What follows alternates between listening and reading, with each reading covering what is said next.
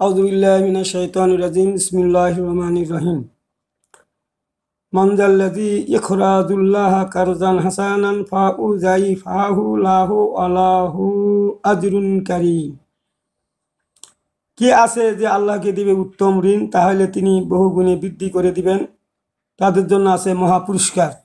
এই আয়াত যখন নাজিল হয় তখন আবু দাহদাহ রাদিয়াল্লাহু তাআলা আনহু রসুল সাল্লাল্লাহু আলাইহি সাল্লামকে বললেন, হে আল্লাহর নবী, আল্লাহ কি আমাদের কাছে ঋণ চাচ্ছেন? বলে, হ্যাঁ, ঋণ চাচ্ছেন। তাহলে আমি তো উত্তম দানটাই করতে হবে, উত্তম দানটাই তাহলে আমি করি। তখন তিনি বললেন, হে আল্লাহর নবী, আমার যে 600 বাগানের মদিনার উপকণ্ঠে 600 খেজুর বাগান আছে, এটাই আমি আল্লাহর রাস্তায় ঋণ দিয়ে দিলাম। তখন আল্লাহ নবী বললেন, এটা তো বিশাল ব্যাপার। ঠিক আছে, বিশাল ব্যাপার, এটাই তো আমি উত্তম মনে করি, এই বাগান তো আমার উত্তম, তো উত্তম জিনিসটা দিব না? আল্লাহকে যেটা দিব, আমি কি খারাপ জিনিস দিব? উত্তম জিনিস দিব না? তখন রসুল সাল্লাহ সাল্লাম বললেন, ঠিক আছে, তাহলে তোমার বাড়িতে যাও, যা তোমার স্ত্রীর সঙ্গে আলোচনা করে এটা একটা ফাইনাল ডিসিশন নাও। তখন তিনি বললেন যে আমার স্ত্রী এ ব্যাপারে কিছু বলবে না, আল্লাহর রাস্তায় দান করতে কোনো তার এক নেই, বাধা বিঘ্ন নেই। তো তারপরেও আল্লাহ নবীর কথা অনুযায়ী তিনি বাড়িতে চলে গেলেন, যায় তার স্ত্রীকে বললেন, সালাম দিলেন। বেগম শোনো। বলে, কি? আল্লাহ তাআলা তো আমাদের কাছে ঋণ চেয়েছেন, তা আমি ঋণ হিসাবে আমি আল্লাহকে এটা দিয়ে দিলাম, এই বাগানটা আমাদের 600 খেজুর বাগানেরটা দিয়ে দিলাম, আমি দান করে দিলাম। তখন তার স্ত্রী বলল, তুমি তো ভালোই কাজটাই করেছো, শ্রেষ্ঠ কাজটাই করেছো, আলহামদুলিল্লাহ, ভালো। তখন ওই জমির উপরে তার বাড়ি ছিল। তখন তার স্ত্রীকে বলল, যে জমি দান করা হয়, আল্লাহর রাস্তায় দেওয়া হয়, আল্লাহকে দান করা হয়, দেওয়া হয়, ঋণ দেওয়া হয়, সেই বাড়িতে তো থাকার আমাদের কোনো অধিকার নেই, আমাদেরকেও তো এখন তাহলে এখান থেকে দূরে সরে যেতে হবে। তো ঠিক আছে, চলো, তাই হবে। তারপর তিনি তার স্ত্রী সহ ওখান থেকে চলে গেলেন। আমি আপনাদের কাছে এখান থেকে যেটা বুঝাতে চাচ্ছি সেটা হলো এই, যে আল্লাহ যখন কোনো কিছু চায় মানুষের কাছে, ওই যে আল্লাহ এবং রসুল যা হুকুম করবে তা মেনে নিতে হবে শর্ত ছাড়াই। যেহেতু আমার ঋণ চাইছে, আমার কাছে তো অনেক জিনিস আছে, তাহলে আমাকেই তো দিতে হবে, আমি তো ধনী মানুষ। তো এইটা তারা বুঝেছিল তখনকার রসুলের সময়, সাহাবিরা তারা এটাই বুঝেছিল। যখন কোনো আল্লাহর কোনো আয়াত নাজিল হয়, তখন সাহাবিরা এমনি বুঝতে পারে এটা কার উপর প্রযোজ্য হচ্ছে, আমার উপর হচ্ছে না অন্যদের উপর হচ্ছে না, কার উপর না আমার উপর হচ্ছে না, এটা চিন্তা করতে নাকি, তারপরে তার ব্যবস্থা নিতে। চিন্তা করা পারেন যে আল্লাহর তরফ থেকে কোনো ঘোষণা আসলে, রসুলের পক্ষ থেকে কোনো ঘোষণা আসলে সাহাবিরা মনে করে সেই অবস্থা আমাদের আছে কিনা, আমার দ্বারা এই কাজটা করা সম্ভব কিনা, এটা তারা মনে মনে সঙ্গে সঙ্গেই তারা উপস্থিত চিন্তা করে ফেলে। তো আবু দাহাদা দেখেন, যখনই আল্লাহ বলো তার বহুগুণে বাড়িয়ে দিবে, এই কর্তার উপর আমাকে বিশ্বাস রাখবো না? আবার ঋণ চাইন করছে, আল্লাহ তাকে বহুগুণে সম্পদ বাড়িয়ে দিবেন, এই বিশ্বাসও তো আমার তো থাকতে হবে। তো সেই জন্যই কোনো দ্বিধা দ্বন্দ্ব ছাড়াই সে দিয়ে দিয়েছিল। তার বিশ্বাস ছিল যে আমি দান করলেও আমাকে আল্লাহ বহুগুণে দিবে, দুনিয়াতে না দিলেও আখিরাতে আমাদেরকে সেটা পূরণ করে দিবেন, জান্নাত দিয়ে দিবেন। জান্নাতই আমাদের তো আসল উদ্দেশ্য। তো আমি আপনাদের কাছে আরো কয়েকজনের, আরো 2 জন সাহাবীর দানের কথা বলে কতদূর আগানো যায় দেখি। এইটা দেওয়ার পরে আবু তালা আনসারি নাম শুনেছেন। আনসারি মানে হলো যারা মদিনার বসবাসী, তারা ঈমান এনেছিল রসুলের প্রতি, রসুল হিজরতের পরে। আর এরা হলো মুহাজিরদেরকে সাহায্য সহানুভূতি করেছিল, বিধায় এদেরকে আনসার বলা হয়, সাহায্যকারী হিসেবে। আর ওর নামও ছিল আবু তালা আনসারি। আনসারি যোগ করা হলো পিছনে, আবু তালা ছিল কিন্তু পিছনে যোগ দেওয়া হলো আবু তালা আনসারি। বিশাল সম্পদের অধিকারী ছিলেন, মুসলিম হওয়ার আগের থেকে তার বহু সম্পদের অধিকারী ছিলেন, ঈমান আনার পর তো তার সম্পদ আছে। তো তার জমিতে অনেক মুহাজিরদেরকে বসবাস করার জন্য জায়গা দিয়ে দিয়েছেন। অন্য হাদিসগুলোতে আসছে যে সেখানে যে কারো কারো দুটা ঘর থাকলে একটা ঘর ছেড়ে দিয়েছেন, কারো যদি বউ তিনটা থাকে একটা বউ তালাক দিয়ে যারা মুহাজির হয়ে এসেছে তাদের বউ ছেলেরা মক্কায় ছেড়ে এসেছে তাদেরকে দিয়ে আবার তাদেরকে বিবাহ শাদী দেওয়া হয়েছে, এরকম কথা আছে। তার মানে কত উদারতা, মানে এটাতে যেটা বোঝা যায় যে সাহাবীদের উদারতা কত, মন মানসিকতা কত, যে এক মুমিন আরেক মুমিনের ভাই, তাহলে ভাই হতে গেলে ভাইয়ের প্রতি কীরকম সহানুভূতি করার দরকার তা সাহাবীদের মধ্যে ছিল। এখন আমরা যখন চিন্তা করি ওই সহানুভূতি কি আমাদের আছে?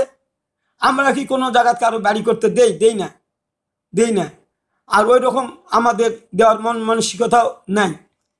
এখন আবু তালা আনসারি যখন জমিতে অনেক ঘর বাড়ি হয়ে গেল, তখন আবু তালা আনসারি তিনি খোঁজ খবর নিতে থাকলেন।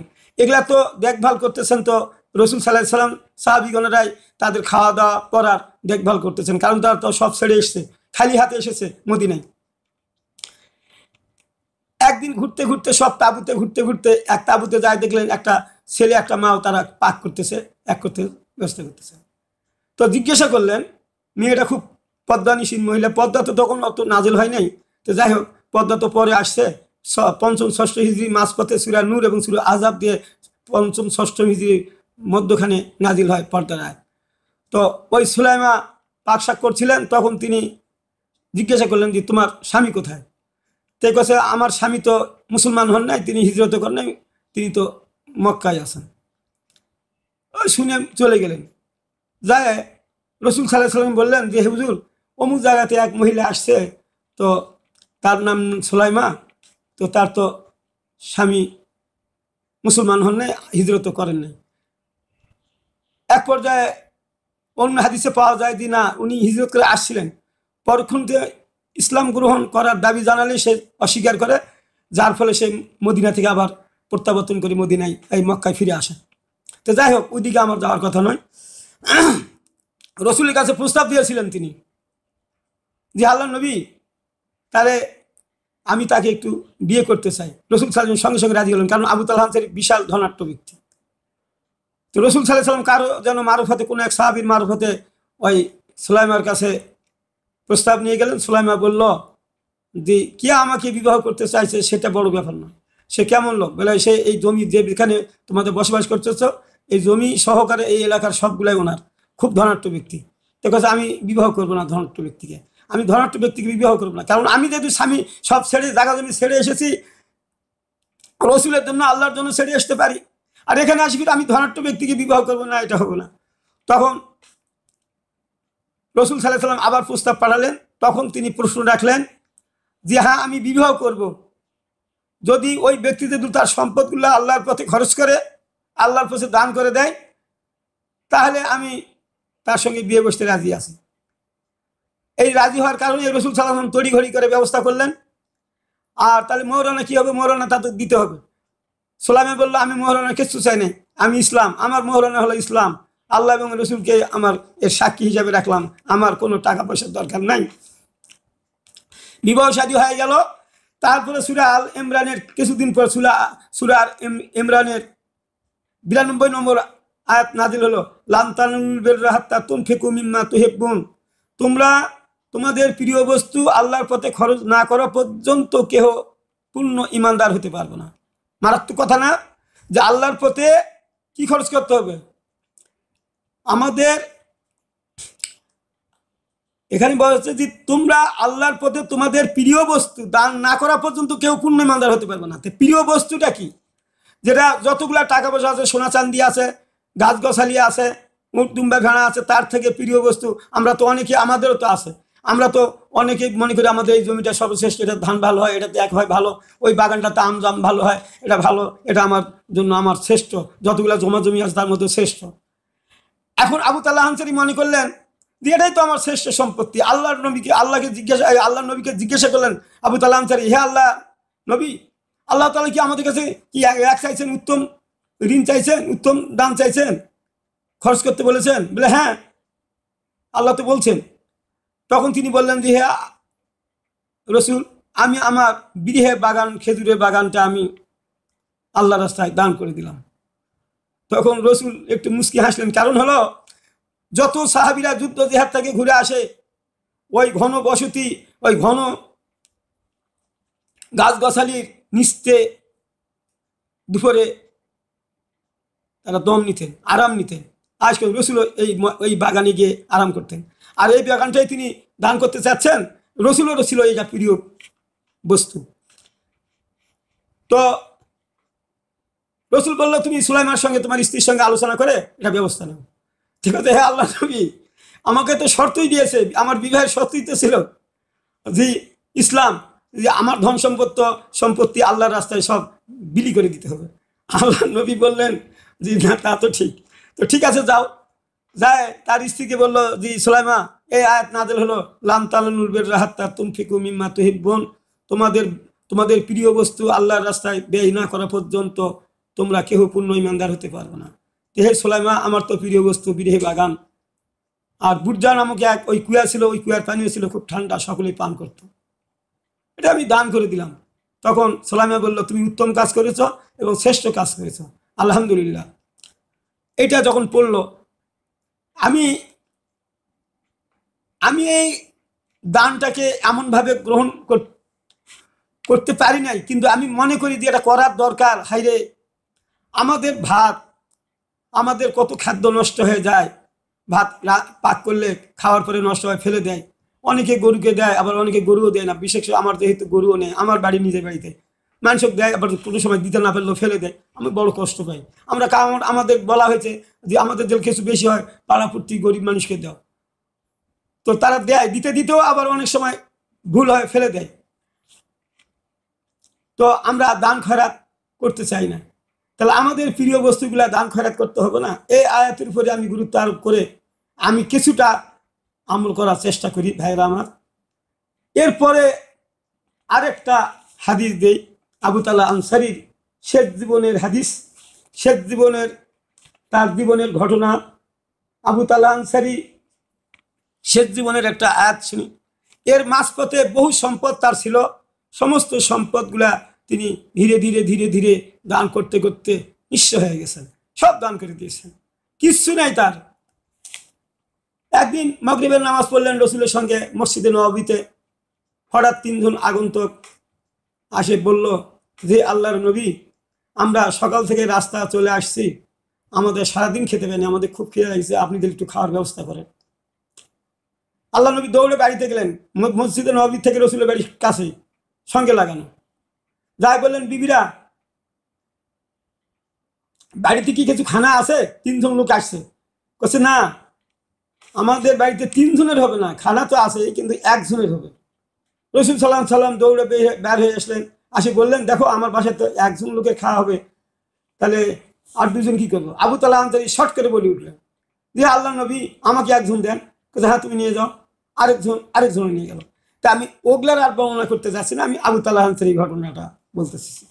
আবু তালা আনসারী যখন বাড়িতে গেলেন, যাই সালাম দিলেন, লম্বা সালাম দিয়ে দিলেন।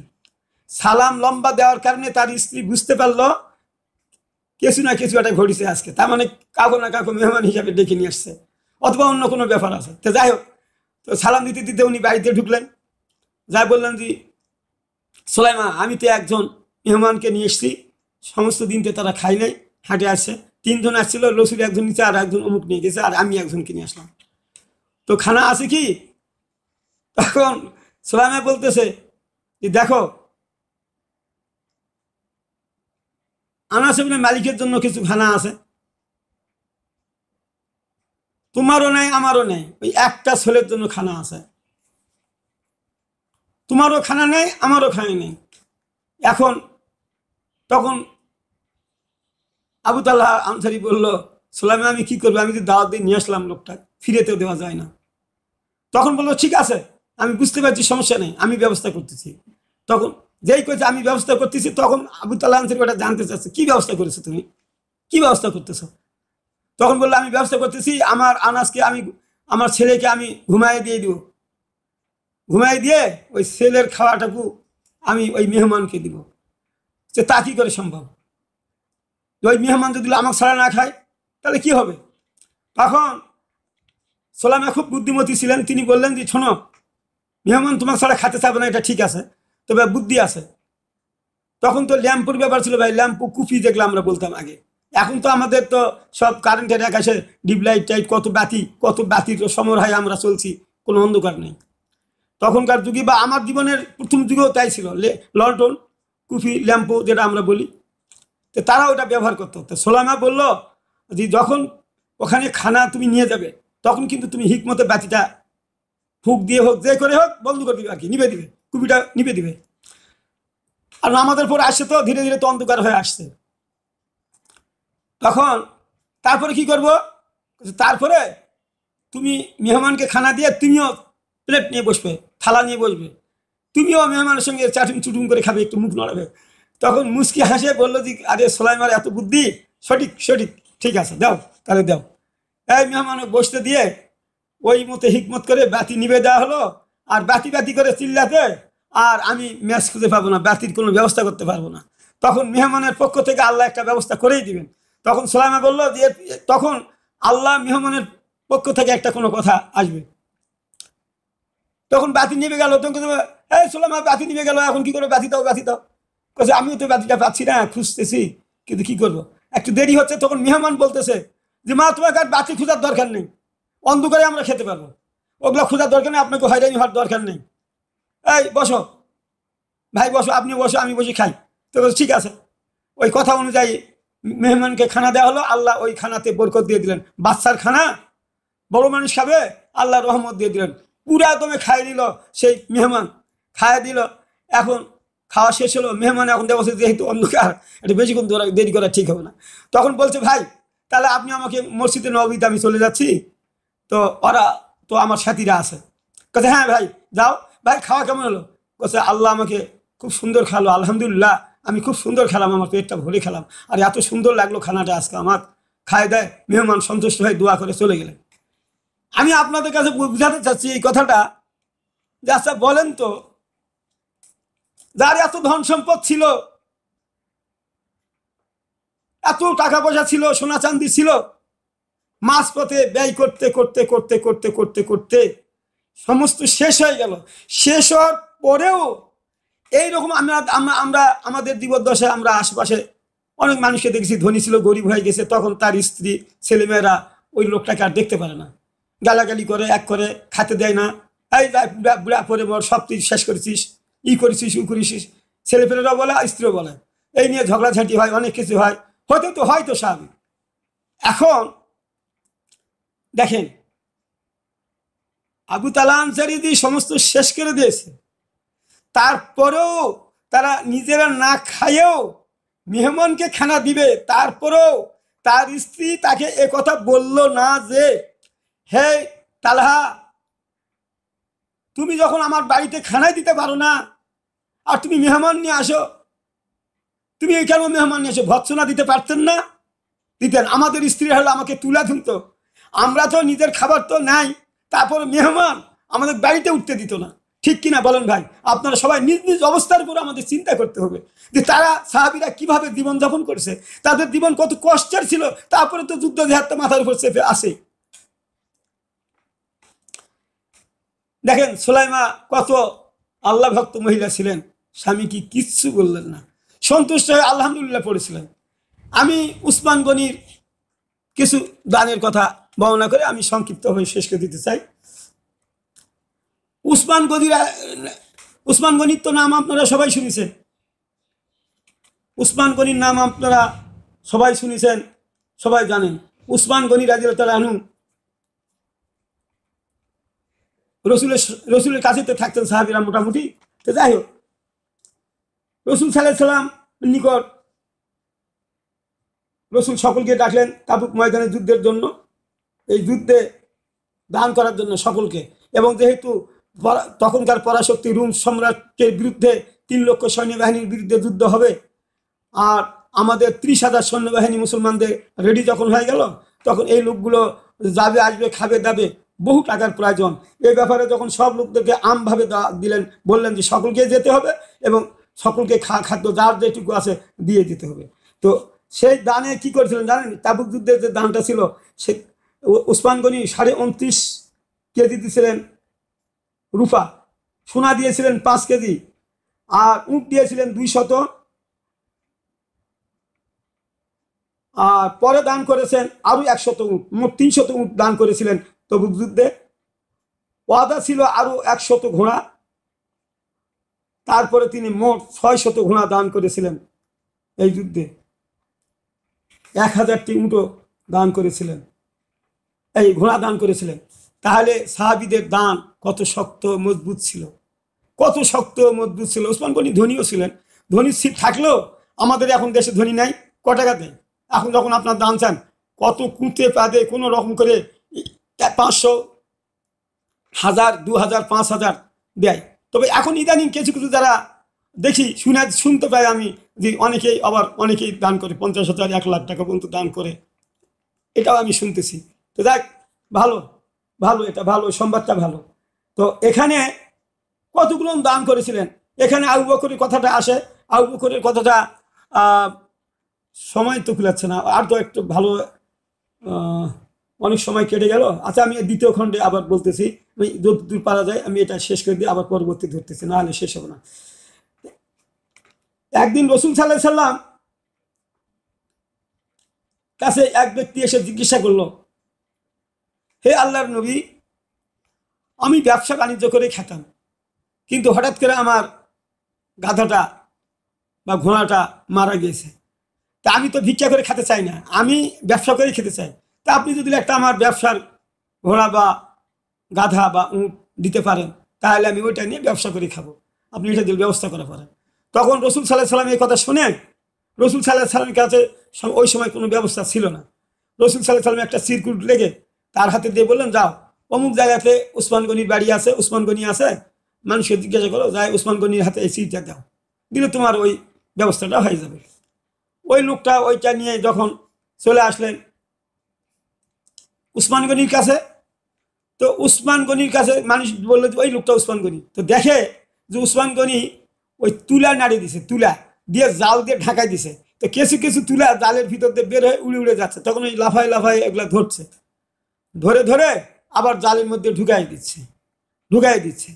তো ডানে ডানে ওগুলা দেখলেন, আর মনে মনে চিন্তা করতেছেন, যে লোক এনা তুলা উড়ে যায় আর ওটা ধরে ঢুকায়, এর থেকে বড় কৃপণটা আর কি আছে, এ আবার আমার কি দান করবে। ঘুরে রসুলের কাছে গেছে, রসুলের কাছে গিয়ে বলছে, আল্লাহর নবী, আপনি এমন লোকের কাছে পাঠালেন যে লোকটা তুলা উড়ে যাচ্ছে ঢুকাই দিচ্ছে, তাকে আমি কি প্রশ্ন করবো, আমি কিছু প্রশ্ন করি নাই। তো যাও, আবার গেছে, যাই দেখে যে কি করতেছে, যে উসমান গনি রাদিয়াল্লাহু তাআলা আনহু ওই পিঁপড়ায় গম নিয়ে যাচ্ছে, তারা পিঁপড়ায় টানি টানি গম নিয়ে যাচ্ছে।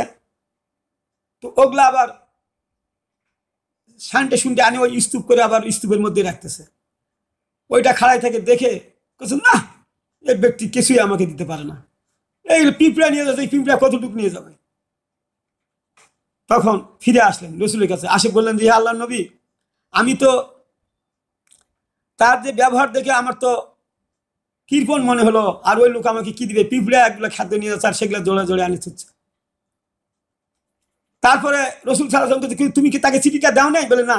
কেন দাও নাই? রসুলের না গরম হলো, মানে একটু রাগে কথা বললো, দাও দাও, তাকে দাও, আমার কথা বারবার অমান্য করছো, আমার হুকুম তুমি মানছো না, দাও ওই লোককে নিয়ে যাই, দাও। যাই দেখে, এবারও যাই দেখে যে তিনি চাকরের সন্ধ্যাবেলায় যায় পৌঁছেছে, চাকরেরা বাতি, ল্যাম্পুর বাতি একটু লম্বা করে দিচ্ছে, মানে বেশি করে জোরে চলতেছে। তখন বলতেছে, এই এই এত জোরে এক দিছো কেন, বাতি এক সলতা কমাই দাও, বাতি কমাই দাও, তেল পোড়া যাচ্ছে না। এই কথা শুনে মনটা তার খারাপ হয়ে গেল। খারাপ হলেও তো আর রসুলের কাছে আর ফিরে আসা সম্ভব নয়। তখন তিনি মনে মনে করলেন যে কি বিপদে পড়লাম। তখন শেষ পর্যন্ত তাকে দেওয়া হলো, চিঠিটা দেওয়া হলো। চিঠি দেখে তখন উসমান গনি তার মুখের দিকে তাকিয়ে বলল যে, ভাই, আমার তো সিরিয়াতে আমাদের 100 উট আমার চলে গেছে, সিরিয়াতে বাণিজ্য করবা গেছে, তো কাল সকালে তারা ফিরলে তো ওখান থেকে আপনি একটা উট নিয়ে যাবেন, ওর মধ্যে যে গুমটুম বা চাল যেটাই নিয়ে আসতেছে, তুমি একটা উট ওখান থেকে নিয়ে যাবে। লোকটা একটু খুশি হলো, যে লোকটা তো কৃপণ মনে হলো না। তো যাই হোক, রাতে থাকলো ওনার বাসায়। পরদিন সকালবেলা রাস্তার দিকে তাকাচ্ছে, উট আসবে, এই আসবে, এই নিবে। তারপর দেখা যাচ্ছে যে হ্যাঁ উটের কাফেলা আসতেছে দেখা যাচ্ছে। তারপরে আমি শর্ট করে শেষ করে দিচ্ছি বোধহয়।